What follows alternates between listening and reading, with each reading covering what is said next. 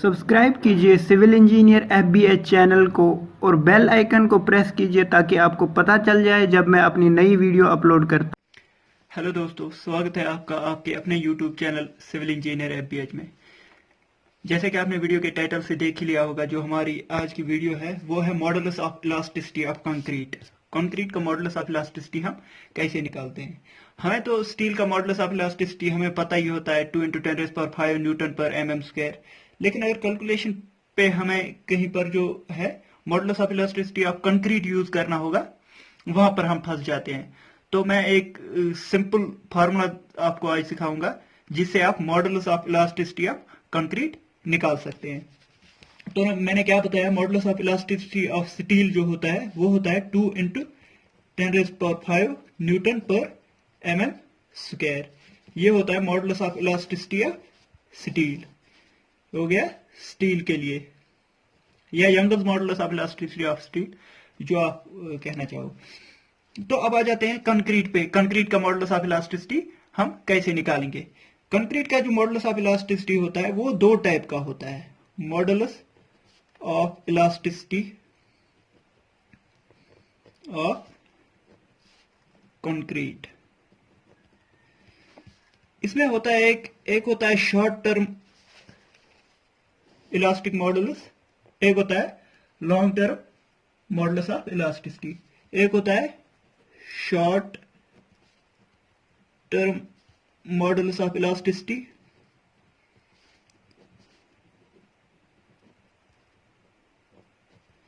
एक होता है long term modulus of elasticity.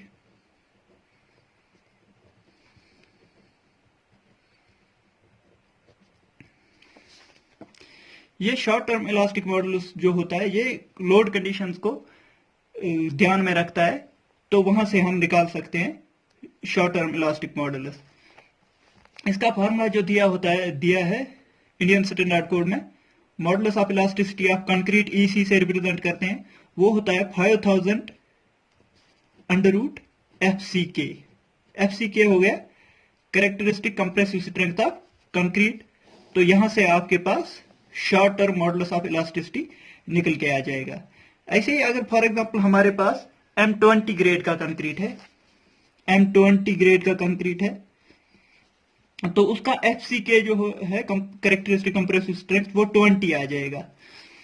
तो यहां पर modulus of elasticity of concrete हम निकाल सकते हैं 5000 × √20, वो आ जाएगा √20 × 5000, वो आ जाएगा 22360.6 न्यूटन पर mm²। ये आ गया M20 ग्रेड के लिए। ऐसे ही जिस भी ग्रेड का हमें निकालना होगा, हमें सिर्फ यहां पर EC30 के लिए आ जाएगा 5000 √ 30। ऐसे ही FCK 30, M35 के लिए ऐसे ही आ जाएगा, EC आ जाएगा 5000 √ 35। ऐसे करके आ जाएगा हमारे पास जो भी ग्रेड का कंक्रीट है उसका मॉडुलस ऑफ इलास्टिसिटी हम निकाल सकते हैं। लेकिन ये जो long term modulus of elasticity है, इसमें जो हम कंसिडर करते हैं जो क्रीप का इफेक्ट होता है या श्रिंकेज का इफेक्ट होता है, वो भी हमें कंसिडर करना पड़ता है। इसके लिए एक सिंपल फार्मूला है EC modulus of elasticity of concrete is equal to ECR long term elastic modulus. ECR से रिप्रेजेंट किया जाता है। इसका फार्मूला है EC/1 + theta. EC/1 + theta. EC कौन सा हुआ? ये वाला EC हुआ, ये वाला short term elastic modulus. ECR आ गया 5000 √FCK/1 + थीटा। तो ऐसे करके आ जाएगा हमारा ECR जो है long term elastic modulus of concrete. अब यहां पर भी FCK तो पता ही है, कैरेक्टरिस्टिक कंप्रेसिव स्ट्रेंथ, लेकिन यहां पर आ जाता है ये थीटा। क्या होता है? थीटा होता है creep coefficient. Creep coefficient theta को कहते हैं क्रीप कोएफिशिएंट, ये क्रीप कोएफिशिएंट के जो वैल्यूज दिए होते हैं, ये क्रीप कोएफिशिएंट जो होता है ये वेरी करता है विद टाइम। टाइम के साथ क्रीप कोएफिशिएंट जो है डिक्रीज कर जाता है। ये भी याद रखना है आपको, क्रीप कोएफिशिएंट जो है वो टाइम के साथ कम होता जाता है। ऐसे ही यहां पर इंडियन स्टैंडर्ड कोड 456 2000 ने दिया हुआ है। एक तो दिया है एक साइड से ये क्लॉज नंबर 6.2.5.1 पे दिया है ये टेबल। यहां से दिया है एज ऑफ लोडिंग, और यहां से दिया है थीटा, क्रीप कोएफिशिएंट। 7 डेज अगर एज ऑफ लोडिंग है तो क्रीप कोएफिशिएंट होता है 2.2। ऐसे ही 28 डेज के बाद होता है 1.6 और 1 ईयर के बाद होता है 1.1। तो ऐसे करके हमारे पास जो होता है हम निकाल सकते हैं जो long term modulus of elasticity. For example हम ECR निकालेंगे, लॉन्ग टर्म इलास्टिक मॉडुलस किसके लिए, M20 के लिए फॉर एग्जांपल निकालेंगे। M20 के लिए विथ 7 डेज लोडिंग, 7 डे के बाद निकालेंगे। अगर हमने लोड लगाया है 7 दिनों के लिए तो यहां पर ECR आ जाएगा।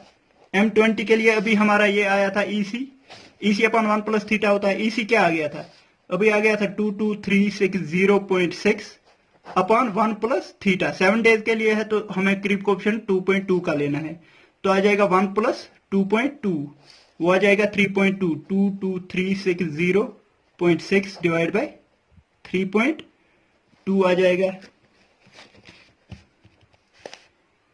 22360.6 अपॉन करेंगे हम 3.2। यहां से हमारा जो है लॉन्ग टर्म इलास्टिक मॉडुलस निकल के आया 6987.6 न्यूटन पर mm स्क्वायर। तो यही है प्रोसीजर जो है क्रीप कोएफिशिएंट, ये जो है elastic modulus of elasticity of concrete निकालने का। अगर आपके पास क्रीप कोएफिशिएंट नहीं दिया है तो आपको ये वाला फार्मूला लगाना है, तो शॉर्ट टर्म इलास्टिक मॉडुलस निकालना है। अगर वहां पर पूछा गया है कि लॉन्ग टर्म इलास्टिक मॉडुलस से कैलकुलेशन करनी है तो हमें ये वाला फार्मूला लगाना है, और ये जो है क्रीप कोएफिशिएंट के वैल्यूज ये याद रखने हैं। तो इसी के साथ जो है आज की वीडियो खत्म होती है। अगर आपको वीडियो पसंद आई तो लाइक कीजिए, शेयर कीजिए व्हाट्सएप ग्रुप्स में, और जो है हमारे चैनल को सब्सक्राइब कीजिए और बेल आइकन को भी प्रेस कीजिए ताकि आपको जो है आने वाली वीडियोस की जो है इंफॉर्मेशन मिल सके। तो इसी थैंक यू दोस्तों, thank you for watching the video.